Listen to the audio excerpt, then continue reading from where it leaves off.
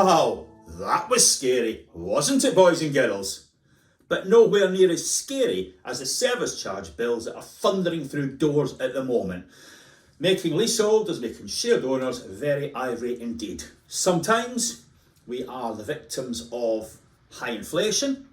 Sometimes we built buildings or bought buildings that were just too complex to be sensible. And on occasion, it's due to mistakes and perhaps finance directors pushing the envelope to rescue their business plans. Already, we've seen one housing association withdraw all of its service charges as it thinks again. And as I say, see lots of this as I go around the country. It really fuels dissatisfaction with social landlords. Up and down the streets near me, hundreds and hundreds of new flats have been built. And you just tell the folk that get them will be delighted at first, they'll have the honeymoon phase, then the building problems will start, the lift won't work, and the huge service charges will come in. Whoever thought it was a good idea to do shared ownership in leasehold properties needs to have a think again. I was with a housing association a little while ago. Satisfaction amongst tenants sky high, satisfaction amongst shared owners rock bottom. Why on earth are they in that business? We understand they're trying to do good, try to spread home ownership, but all we're doing at the moment is spreading unhappiness. As I see these new blocks, I sometimes wonder if the Housing Ombudsman shouldn't set up business in one of the always empty commercial units in the basement. Save a bit of time, cut down on the mileage.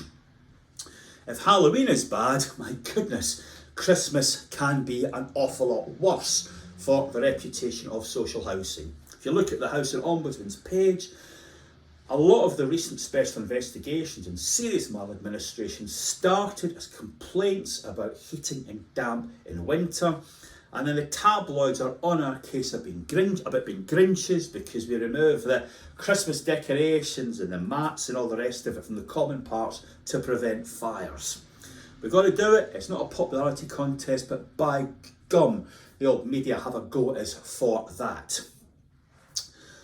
But more importantly, and more seriously, if you read our magazine this month, Keith Cooper has exposed the fact that 130,000 children will be experiencing the misery of temporary accommodation this Christmas. Let that sink in. It is positively Dickensian.